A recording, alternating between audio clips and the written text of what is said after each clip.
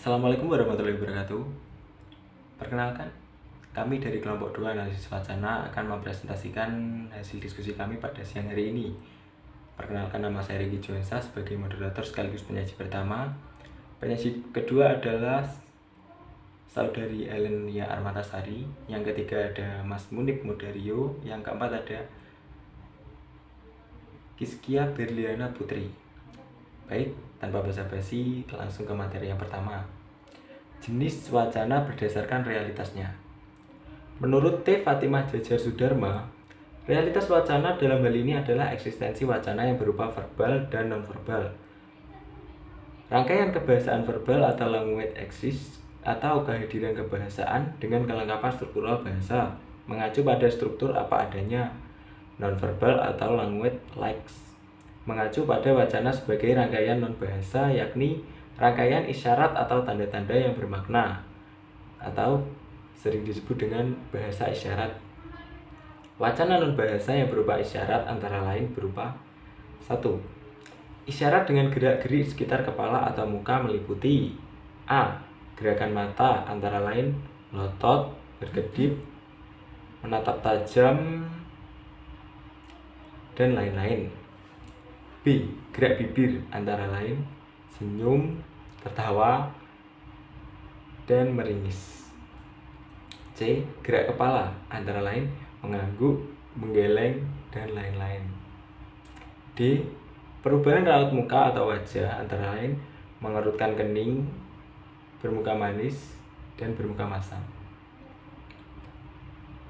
2.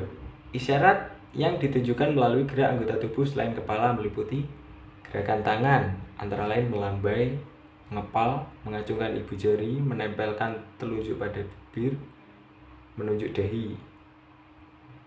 B. Gerakan kaki antara lain mengayun-ayun, menghentak-hentakan, menendang-nendang. C. Gerakan seluruh tubuh antara lain seperti terlihat pada pantonim memiliki makna wacana sebagai teks. Tanda-tanda non-bahasa yang bermakna berupa 1. Tanda rambu-rambu lalu lintas, dan 2. Di luar rambu-rambu lalu lintas. Mari kita bahas yang pertama dulu.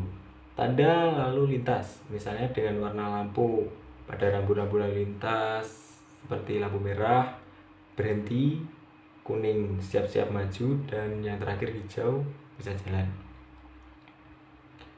Tanda di luar lampu lalu lintas adalah bunyi-bunyi yang dihasilkan dari kentongan. Misalnya, jika ada sebuah kentongan di sebuah desa dan jika itu dibunyikan oleh seseorang, maka mengisyaratkan adanya bencana, misalnya seperti kebakaran ataupun yang lain-lain. Seperti itu. Baik. Jenis wacana berdasarkan medianya akan dijelaskan oleh saudari Ellen.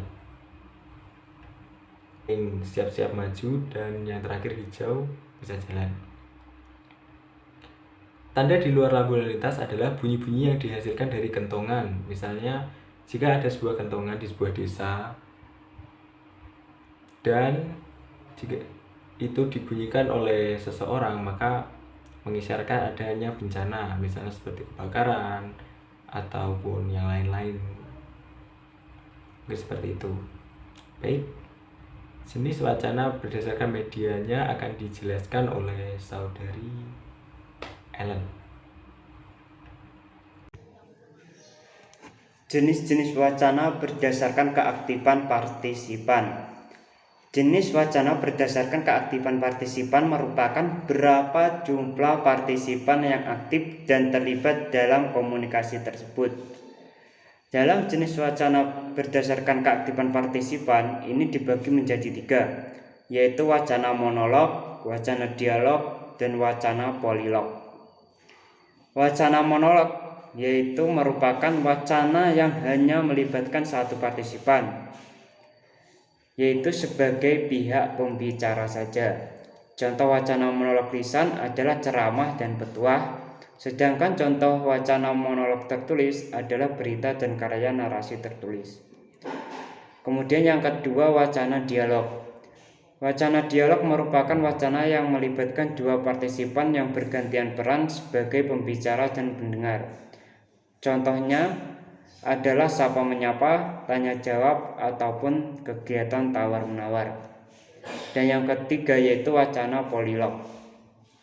Wacana polilog atau percakapan merupakan wacana yang melibatkan 3 atau lebih partisipan yang bergantian peran seperti halnya dialog.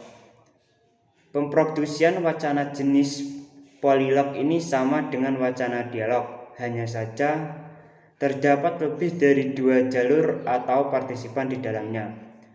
Contoh wacana polilog yaitu diskusi, musyawarah, dan percakapan. Baik, selanjutnya adalah jenis wacana berdasarkan medianya. Jenis wacana yang dibagi berdasarkan medianya adalah wacana yang dibedakan berdasarkan media atau sarana komunikasinya. Agar komunikasi tidak terhambat, ada beberapa komponen komunikasi yang harus ada.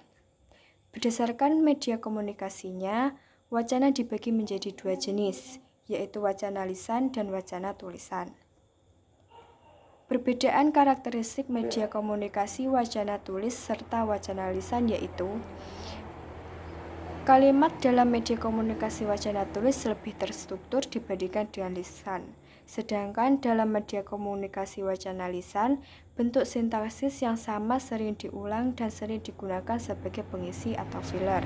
Seperti saya pikir, saya kira, gitu bukan, dan sebagainya. Sementara itu, dalam media komunikasi tulis, hal seperti itu jarang digunakan karena tidak lazim. Jenis wacana berdasarkan pemaparannya. Berdasarkan cara pemaparannya, jenis wacana dibagi menjadi wacana narasi, wacana deskripsi, wacana argumentasi, wacana persuasi, dan wacana eksposisi. Yang pertama adalah wacana narasi. Wacana narasi adalah salah satu jenis wacana yang menceritakan sesuatu peristiwa secara berurutan berdasarkan urutan kejadiannya. Unsur-unsur penting dalam sebuah narasi adalah kejadian, tokoh, konflik, alur, serta latar yang terdiri atas latar waktu, tempat, dan suasana. Yang selanjutnya ada wacana deskripsi.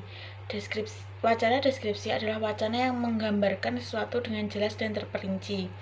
Wacana deskripsi bertujuan untuk memberikan gambaran tentang sesuatu dengan sejelas-jelasnya sehingga seolah-olah dapat dilihat, didengar, atau dirasakan oleh pembaca. Contohnya itu seperti keadaan banjir, suasana di pasar, dan sebagainya. Dilihat dari sifat objeknya, deskripsi dibedakan atas 2 macam, yaitu deskripsi imajinatif atau impresionis dan deskriptif faktual atau ekspositoris. Yang ketiga ada wacana argumentasi. Kata argumentasi berarti alasan. Wacana argumentasi yaitu paragraf yang mengemukakan berbagai alasan, contoh, dan bukti yang kuat atau logis agar meyakinkan atau membenarkan pendapat gagasan penulis. Tujuan wacana argumentasi yaitu meyakinkan akan kebenaran pendapat pengarang atau penulis. Contoh wacana argumentasi yaitu laporan penelitian ilmiah, karya tulis, dan sebagainya. Selanjutnya ada wacana persuasi. Wacana persuasi merupakan wacana yang berisi imbauan atau ajakan kepada orang lain untuk melakukan sesuatu seperti yang diharapkan oleh penulisnya. Karena itu biasanya dalam penjelasan dan fakta-fakta sehingga meyakinkan dan mempengaruhi pembaca. Pendekatan yang dipakai dalam persuasi adalah pendekatan emotif yang berusaha membangkitkan atau merangsang emosi.